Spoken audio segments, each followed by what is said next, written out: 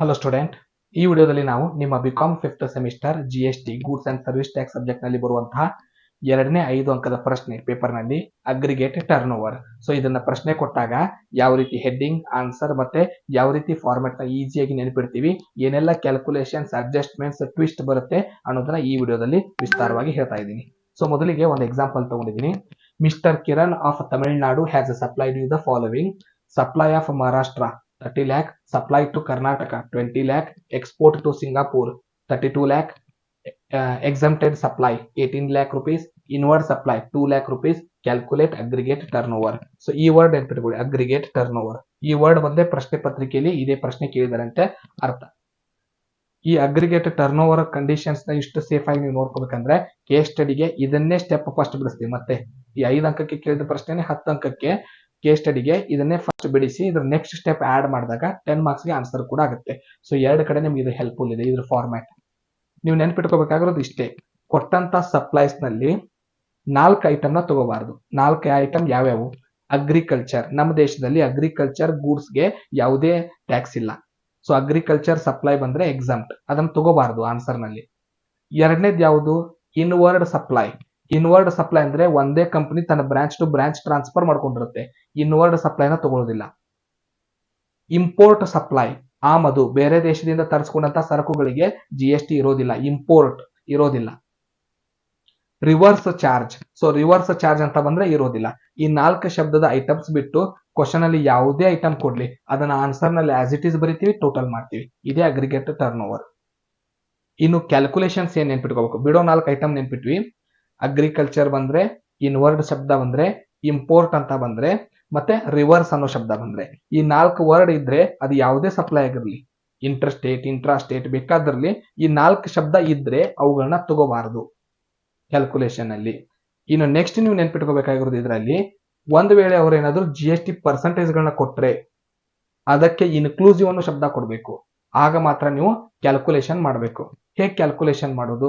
ಅವ್ರು ಕೊಟ್ಟಂತ ಅಮೌಂಟ್ಗೆ ಇಂಟು 100 ಮಾಡುದು, ಡಿವೈಡೆಡ್ ಬೈ 100 ಪ್ಲಸ್ ಅವ್ರು ಕೊಟ್ಟಂತ GST ಪರ್ಸೆಂಟೇಜ್. ಫಾರ್ ಎಕ್ಸಾಂಪಲ್ ಈಗ 10% ಅಂತ ಕೊಟ್ಟಿದ್ದಾರೆ, ಇನ್ಕ್ಲೂಸಿವ್ ಅನ್ನೋ ಶಬ್ದ ಇದ್ರೆ ಮಾತ್ರ.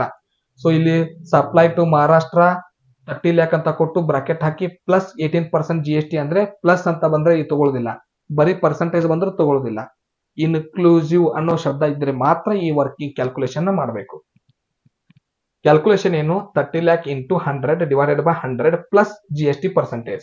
ಸಪೋಸ್ ಈಗ ಅವರು 18% ಅಂತ ಕೊಟ್ಟಿದ್ರೆ 100 ಡಿವೈಡೆಡ್ ಬೈ 118, 20% ಕೊಟ್ಟಿದ್ರೆ 100 ಡಿವೈಡೆಡ್ ಬೈ 120, 5% ಕೊಟ್ಟಿದ್ರೆ 100 ಡಿವೈಡೆಡ್ ಬೈ 105 ಅಮೌಂಟ್ ಗೆ ಅದನ್ನ ಮಲ್ಟಿಪ್ಲೈ ಮಾಡಬೇಕು. ಸೊ ಇದಿಷ್ಟು ರೂಲ್ಸ್, 5 ರೂಲ್ಸ್ ಇದೆ. 4 ಬಿಡೋ ಐಟಮ್ ನೆನ್ಪಿಟ್ಕೊಳ್ಳೋದು: agriculture, inward, import, reverse charge. ಈ 4 ಶಬ್ದ ಬಂದ್ರೆ ಅವನ್ನ ತಗೊಳ್ಳೋದಿಲ್ಲ ಕ್ಯಾಲ್ಕುಲೇಷನ್ಗೆ, ಜೀರೋ ಅಮೌಂಟೇ ತಗೊಳ್ಳೋದಿಲ್ಲ. ಇನ್ನು ಒಂದ್ ವೇಳೆ ಅವ್ರು ಕೊಟ್ಟ ಅಮೌಂಟ್ ನ ಡೈರೆಕ್ಟ್ ಆಗಿ ಹಚ್ಚಲಾರ್ದ್ರೆ ನಾವು ಕ್ಯಾಲ್ಕುಲೇಷನ್ ಮಾಡೋದು ಏನ್ ಕೊಡ್ತಾರೆ?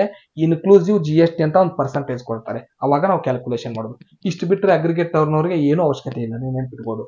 ಹೆಡ್ಡಿಂಗ್ ಏನ್ ಹಾಕ್ತಿವಿ ಆನ್ಸರ್ಗೆ? Calculation of aggregate turn over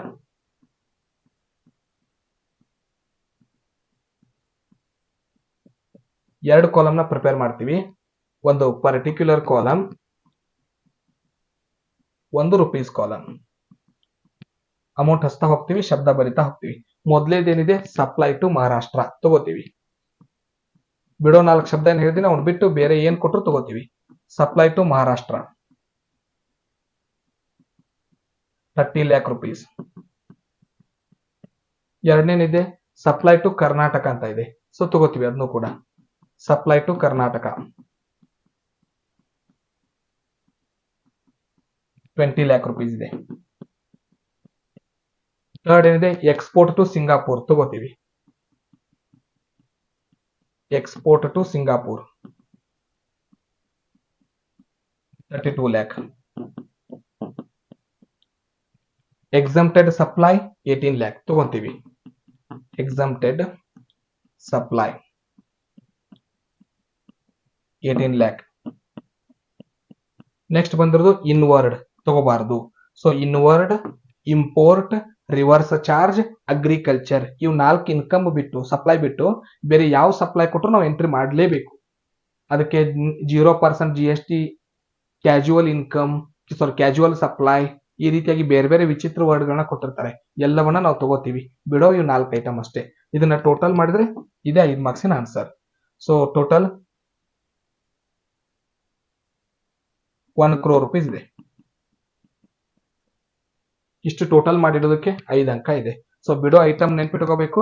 ಒಂದ್ ವೇಳೆ ಇನ್ಕ್ಲೂಸಿವ್ GST ಅಂತ ಕೊಟ್ರೆ 100 ಇಂಟು ಮಾಡಿ ಡಿವೈಡೆಡ್ ಬೈ 100 ಪ್ಲಸ್ GST ಮಾಡ್ತೀವಿ. ಸೊ ಆ ಕ್ಯಾಲ್ಕುಲೇಷನ್ ನಿಮ್ಗೆ ಗೊತ್ತಿರಬೇಕು. ಮುಂದಿನ ವಿಡಿಯೋದಲ್ಲಿ 3ನೇ ಮೆಥಡ್ನ 5 ಅಂಕದ ಪ್ರಶ್ನೆಯೊಂದಿಗೆ ಸಿಗೋಣ. ಧನ್ಯವಾದಗಳು.